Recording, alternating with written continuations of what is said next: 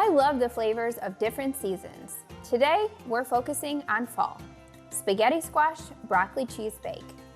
Apple protein crumble. Maple pecan stuffed sweet potatoes. And this pumpkin spice coffee creamer is made with no artificial flavors or added sugar. Well, today we're making all things fall, and my good friend and neighbor Tiana is joining me in the kitchen today. And I'm so excited that you're gonna be here because we both love fall. We were talking about how it's one of our favorite seasons. It may not be fall where you live, but it is for us. So we're gonna make cozy comfort foods today. Sounds good. And we're gonna start with a cheesy broccoli spaghetti squash bake. And we're basically going to make a warm, cheesy casserole that's packed with nutrition, protein, veggies, all the good stuff, but it tastes like comfort food. For this recipe, you'll need 2 spaghetti squash, 3 cups of frozen broccoli, 1 cup of Greek yogurt, 1 cup of cottage cheese, 1 egg, 1/2 cup of Parmesan cheese, 1 teaspoon of garlic powder, 1/2 teaspoon of onion powder, 1/2 teaspoon of salt, 1/4 teaspoon of pepper, and for the topping you'll need 1/2 cup of Parmesan cheese. So Tiana, I'll have you make the cheese sauce, and you're gonna add all of these ingredients right here to a blender. And we have Greek yogurt, cottage cheese, Parmesan seasonings, and egg, and that's going into the cheese sauce. And then I'm gonna scrape out our spaghetti squash. If you haven't used one of these, very easy to make. Have you ever used spaghetti squash when cooking? I have, and I would make it a lot more if I could get my kids to eat it. Same. I think the only reason that they are kind of like, I don't know about that, is it has just a slightly different texture than spaghetti, and kids are all about texture, but really the flavor is really good. I agree. What have you tried with spaghetti squash? Like, what dishes have you tried? I mean, I just tried traditional spaghetti with, you know, like a red sauce. Yeah. And I think that's delicious. Same. I've also just tried it with like Parmesan and salt and pepper and olive oil. And I think it's delicious that way too. And do you, when you make yours, do you bake it? Like, do you roast it? Yeah, I will roast it or put it in the air fryer. Oh, I haven't done air fryer. So you can go ahead and blend that sauce up. Okay. And I'm gonna continue to scrape this.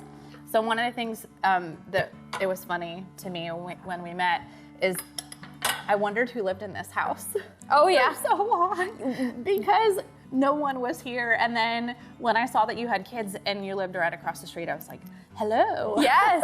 Well, it was funny. We did not move in. I think we owned this house for 6 months, maybe even longer before we actually moved in. Yes. So yes, it sat vacant for quite a while after we bought it. So you can go ahead and pour the cheese sauce into the strands. I scraped all the strands into the baking dish. This is like the quick and easy, I'm not making a lot of dishes way to do it right here. We're just pouring everything into the baking pan that we're gonna cook it in. So we're not even really mixing it together in a mixing bowl. It's kind of hard to get it out, so I'm helping you along here, but that looks good. Okay, so I didn't even cut up broccoli, I just used frozen broccoli for this. And so we're just gonna dump the frozen broccoli florets that I already steamed in the microwave into this. And then I'm just gonna kind of stir everything together. And the crazy thing is that when we met, I actually had my kids outside. She had her kids in a wagon. And I was like, wait a minute. You have a boy and a girl, so do I. And our kids are pretty close in age. They're each about a year apart from each other. And then you're from Michigan, I'm from Michigan. So it was like the craziest thing. So Tiana owns her own business, just like I do. And so her husband works full time. She is obviously a mom to 2 kids and also has a business that she runs from home. So we have a lot in common. Yes. So we often talk about the craziness of being a mom and a business owner and a wife and just trying to keep our head above the water most of the time. And it's a lot of, how do you do this question? Yes. Do you want to tell everybody what you do? It's really interesting. I own a marketing and advertising agency. We've been in business for about 12 years and we have clients all over the United States. So it's really fun. We do a lot of content. I'm just not often in the content. Yeah, but the crazy thing is she did so much before even starting this business, where you did makeup for different singers and whatnot. I traveled and worked on TV shows and worked with celebrities and brands. It was really fun, but that was a lifetime ago at this point. So. Isn't it crazy? Yes. And then kids really do change everything. It's like suddenly you're like, wait, where are my priorities and how do I make this all happen? Because, you know, your kids really do become your priority. And yeah, you still have a love and a passion for the things you did before you had kids. And so it's really about trying to find a balance, which we know is not always easy. So we mix everything together. This smells and looks delicious already. We're gonna bake it, and the cheese is gonna get even more melty and kind of browned on top. We're gonna bake it 375 degrees for 40 to 45 minutes.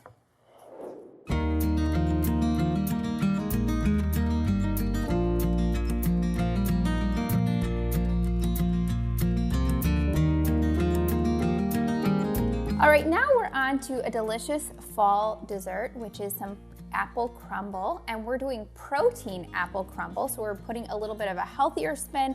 We're also using coconut oil instead of butter. And you were telling me that you have such fond memories of apple pie because of your grandma.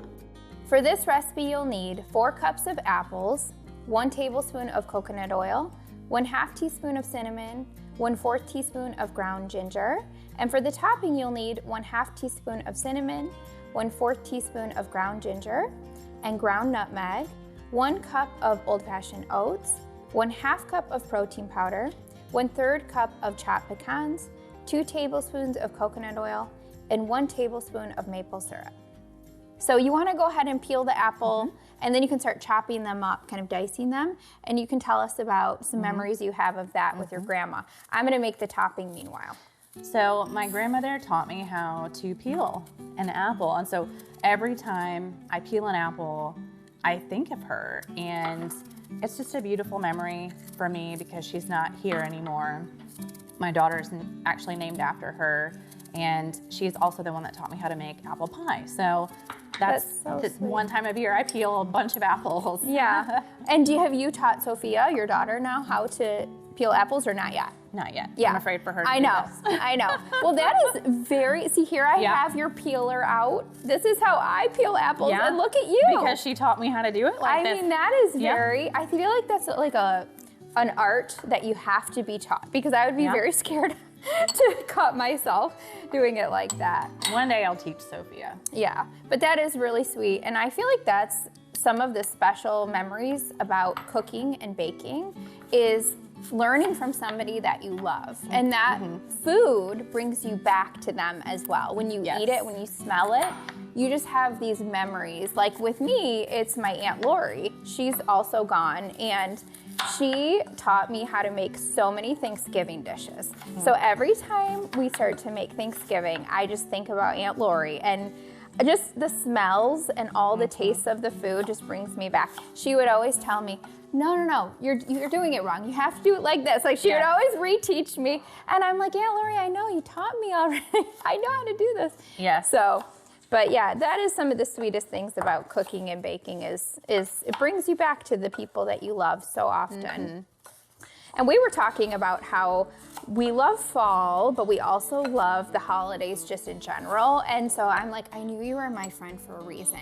She was saying that she already decorated for Christmas. And my whole house right now, it's the beginning of November, is decorated for Christmas. And I think that that is one of the most special things about just the fall season is it's just the introduction to the holidays, which is also such a warm, comfy time. So that's why we're making apple crisp, because it's just warm and delicious. And I think what could be better than hot, warm apples? And do you put whipped cream or ice cream on top? Ice cream. Yes. You have to do ice cream. You have to do the cold with the hot. There's nothing better. So when it comes to apples, what kind of apples do you use for your apple pie? Or is that really what you make, is apple pie?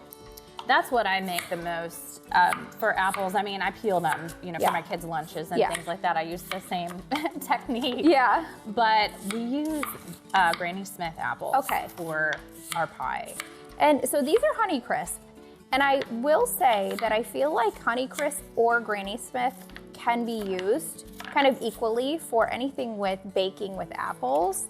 Those are like probably my two favorites to bake with. Yes. So we have our diced apples that are in a baking dish ready to go. These look great. Just make sure that they're roughly the same size. It doesn't have to be perfect. Even if you're in a rush, you technically don't have to peel the apples. I have made this before without peeling and it tastes just as good. So we're gonna top the apples with just a little bit of coconut oil. And we use some coconut oil in the topping too. That's what's really gonna kind of make it taste like traditional apple crisp. And then we're gonna add our seasonings. You can go ahead and add the rest of those apples. We have some cinnamon. You can add the ginger and the nutmeg. If you have pumpkin pie seasoning that essentially has all three of those, you could just add that as well. And this is what's gonna make our kitchen smell so good as it's baking. And then we'll go ahead and stir this all together just to combine that and just to get the apples coated. What I love about apple crisp is it really is mostly just apples. I mean, and what a good dessert. I mean, you're eating mostly fruit. So it really is one of the more nutritious desserts, especially in the fall. And I love that you're using coconut oil instead of butter too. I really don't use butter a lot because you can use coconut oil almost anywhere that you use butter. And it's so good for you. There's so many benefits. It's anti-inflammatory and it is really one of the healthier fats. So we're gonna go ahead and cover this with foil. We're gonna bake it 350 degrees covered for 20 minutes, then uncover it and bake it for another 10 to 20 minutes just until the topping gets nice and golden brown. Coming up next, when it's my job to bring a side, my maple pecan stuffed sweet potatoes is one of my fan favorite go-tos. It presents beautifully and has all the flavors that everyone loves in their favorite casserole.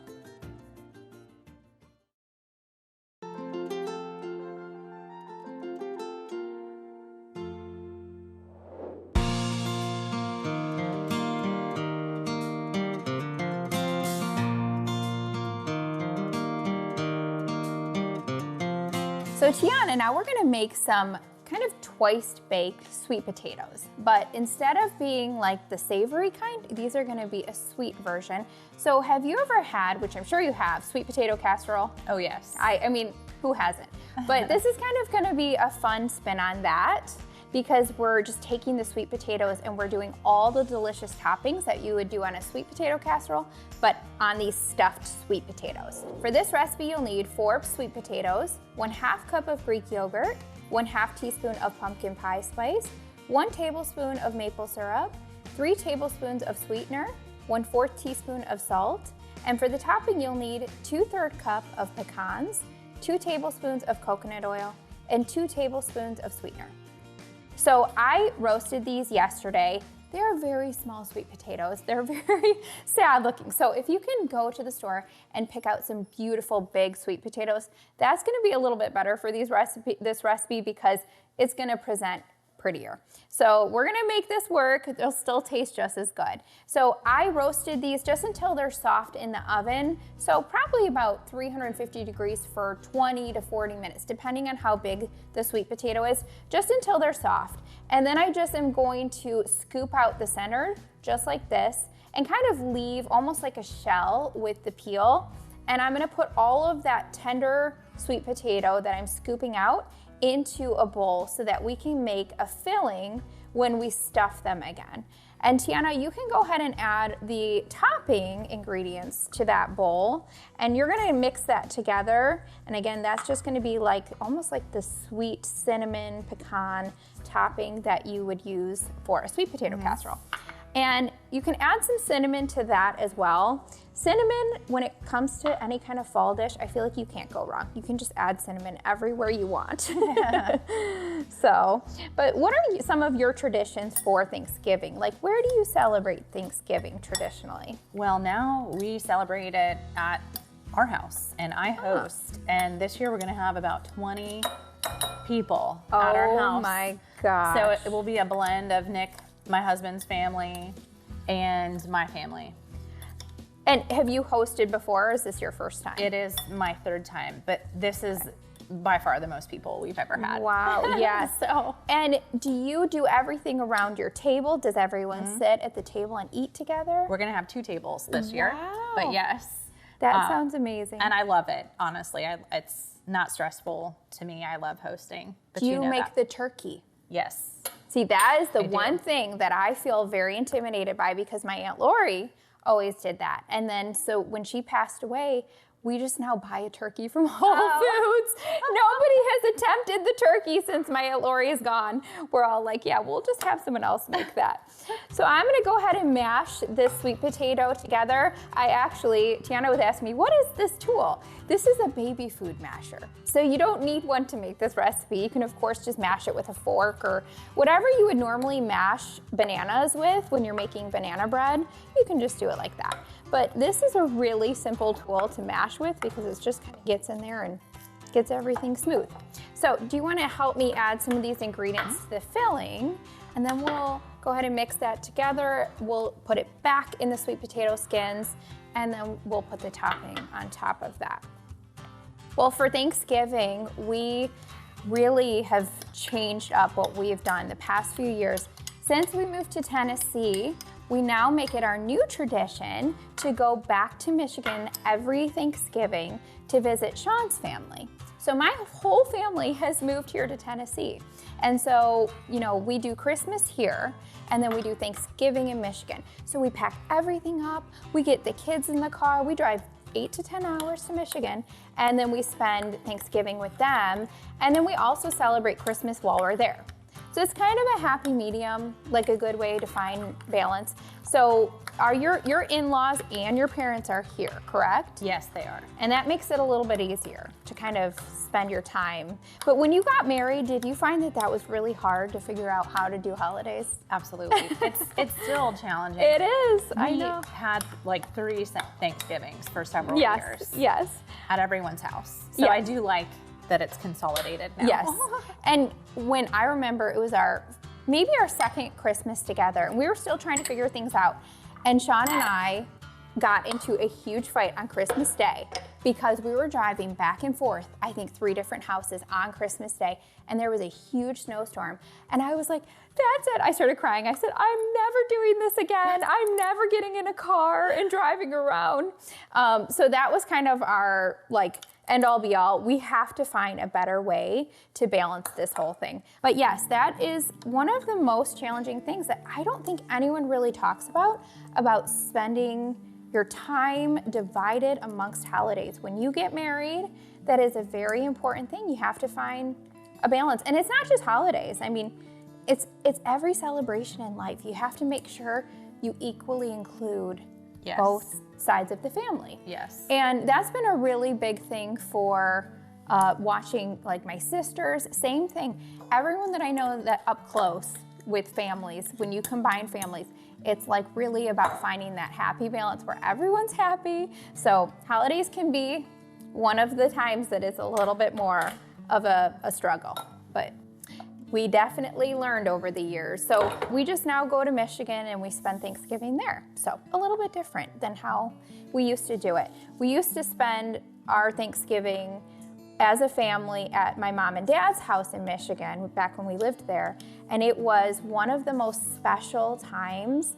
I mean, that was when my entire family, like my whole mom's side of the family, got together at her house. So we had like 20 people. Yes. And that was some of my richest memories growing up. So your kids are gonna have those same kind of memories now at your house. And that's gonna be something they'll never forget. Like the smells, all of the little details, they will remember that forever because I know I sure will. So that's really, really special. Well, these look so good.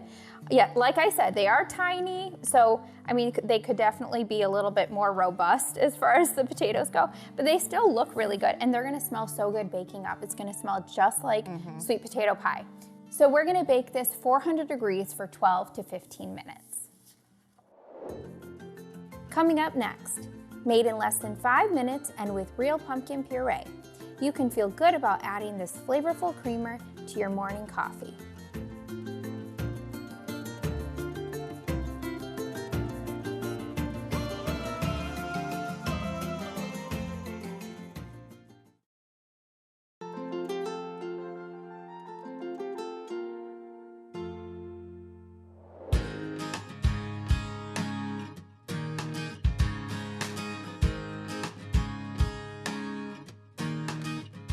This is going to be one that you can swap out your chemical and sugar-laden coffee creamer and you won't even be able to tell the difference. It's really rich and creamy and it has all the same pumpkin flavors. We do use a little bit of sweetener, but you could use monk fruit or stevia or any kind of sweetener you like to make it sugar-free, but also still healthy and real food.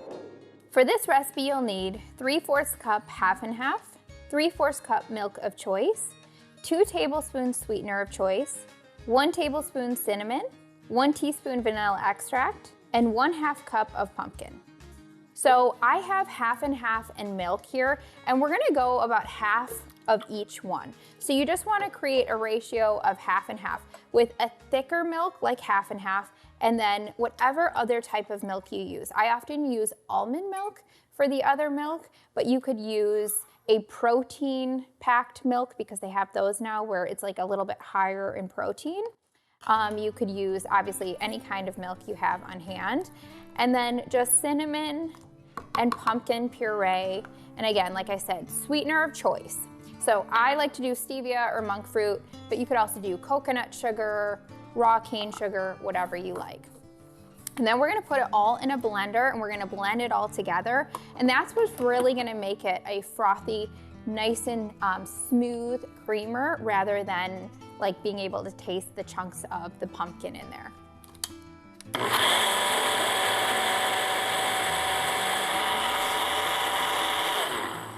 So you really do wanna blend it for a good while. So 1 to 2 minutes is good. That way it really combines everything and the pumpkin gets nice and smooth. And I just have my morning cup of coffee that I have here, just some leftover coffee from the pot. But whatever you like to use, if you have espresso or any kind of coffee you like, and you just kind of mix that in. And then if you need to reheat it, a lot of times I will just heat up the coffee with the creamer just in the microwave. But if you wanted to actually go ahead and heat up the whole creamer, you could. This will last in the fridge for about a week. And just thinking about seasons makes me think about moving here to Tennessee a few years ago. And it makes me think about what a hard season that was for us as a family. Sean was back in Michigan trying to wrap up his business. I had a 1-year-old. I just had surgery before moving here and I didn't know a single soul. And I was all alone for about 6 weeks. And that was such a difficult season. I just remember crying all the time, trying to think about moving my entire house by myself with 2 little kids just out of surgery. But I remember how every single moment, every single day that I felt like I just couldn't do it anymore, God provided every single thing that I need. And I continued to just cry out to Him and just ask for help and strength and wisdom and grace.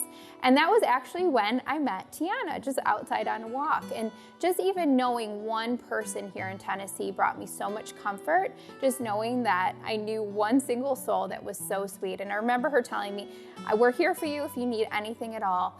And so that really showed me that day that God really does care for us. He looks out for even the little things. And that really began a whole new season of just really trusting God for me. So if you're going through a difficult season right now, I would just encourage you, talk to God about everything, even the little things. He cares about you so much. And He really will provide everything you have need of. And it really will show you God's heart for you and how He really cares. He loves you so much, and He will strengthen you, give you grace and everything you need in every season of life.